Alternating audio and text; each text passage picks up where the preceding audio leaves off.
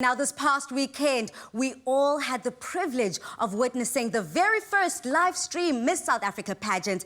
And boy, can I tell you, the entire world was marveling at the glory and the grace that graced the stage that afternoon. But today, we are blessed to be sharing this moment with Shudufhadzo Musida.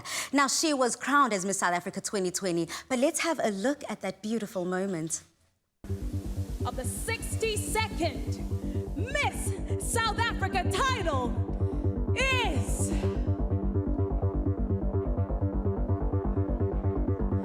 Shudufhadzo Musida!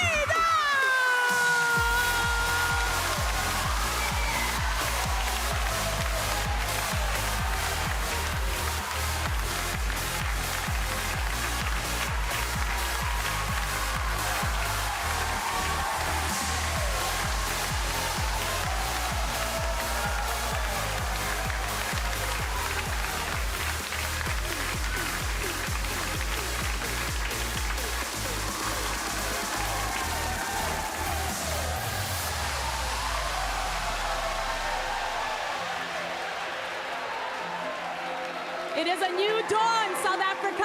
Ladies and gentlemen, your 62nd Miss South Africa, Shudufhadzo Musida. Congratulations, Shudufhadzo. I am just privileged to be sitting with you this afternoon, just 3 days after you were crowned. Now, as you look back at that moment, when uNomzamo Mbatha announced you as the 2020 Miss South Africa, I mean, what emotions rush back? Right now, all I feel is joy. I looked at that video and I couldn't help but smile, which is the reason I'm smiling so hard right now. But I just remember thinking, what just happened? Yeah. Because I think in that moment you realize my life has just changed forever. Because you stand on the shoulders of so many great women and you realize the responsibility that's there now, but also the privilege. Yeah. I just remember the feeling of just saying, thank you, Lord. Oh.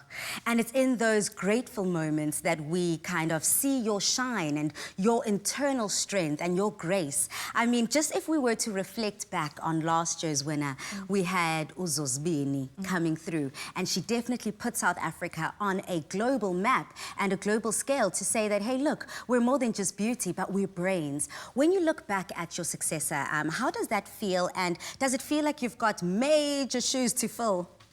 Every single time when I speak about Zosie, I think about how she opened a door and I just simply walked through it. When she said, see your face reflected in mine, I saw my face, and that's the reason I entered, and that's the reason I'm sitting here today.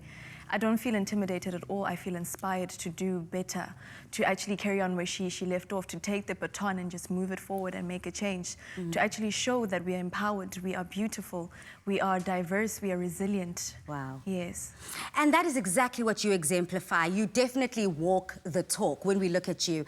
But moving forward, as you were to look at your reign in 2021, what areas of focus are you most excited to tackle? As I said before, like when we had the interview, I'm very passionate about mental health. Mental health is a big thing for me.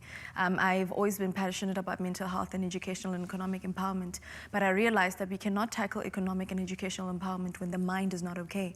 Once we tackle the mind, we tackle the powerhouse. We tackle the very thing that actually helps us move forward. Right now, mental health is considered as a conversation that is a taboo, that is often engaged with not to rehabilitate, but rather to shame. And we need to change that as a society, because if the mind is conquered, we are not going anywhere.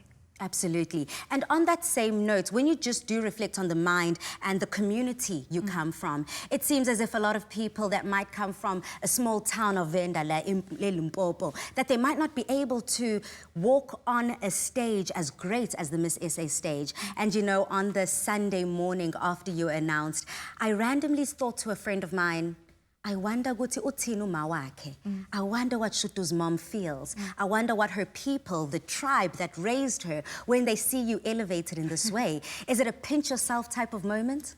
First thing my mother said to me when she came on stage, she said, I am so proud of you. That's the first thing she said. And I think that's when everything came full circle for me, because every child wants to hear their mother say that I am so proud of you. With my village, they are beaming with joy. I've seen videos and I've been getting messages.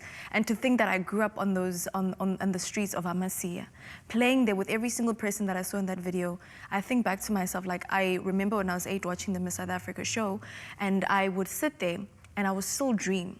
Wow. Irrespective of my surroundings or the limitations that seem to be there, I would still dream regardless. So to every single child who comes from a place like where I come from, dream anyway. Your dreams are valid. I promise you that your dreams are valid. God always changes the narrative, and that's the reason I'm sitting here today. And not only does he change the narrative, but he hears you. I believe that as soon as you speak a word into the universe, it's all ears and it's all systems go at that stage. We have a beautiful full circle moment that we're experiencing right now. Yeah. I mean, 3 weeks ago, I remember, girl, we had a Zoom call and we were discussing the fact that this is your very first pageant that you've ever entered.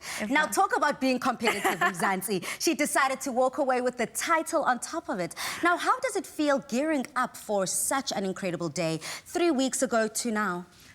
3 weeks ago when we were speaking, I just realized the gravity of what's happening. It's my first pageant, but then I realized that irrespective of that, when the universe is in agreement and is in alignment to what's supposed to happen, it will happen anyway.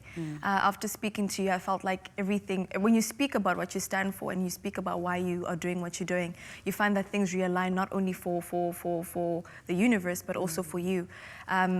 3 weeks ago, I remember what I was doing. Oh, I was actually doing assignments. Yeah, I was actually doing assignments, and then I was just like, no, I need to take a break. I need to concentrate. So 4 days before the pageant, I actually stopped doing schoolwork, and I handed in my last presentation, and I decided that I'm going to finish everything after the pageant. And I started. What did I start? I started enjoying myself. I had this calmness in me that I couldn't explain. This is the calmness and this is the grace that we're going to be experiencing throughout the entire hour on Afternoon Express. Now, we're feeling so privileged in this moment, not only to spend this hour with you, but we do believe it is your very first television interview since you were crowned. So we do appreciate it coming to you live, of course, from the Afternoon Express loft. Now, we return, we'll be celebrating more of what we love about South Africa as we look back on our favorite classics and look forward, of course, to the coming year with our Miss South Africa, Shudu.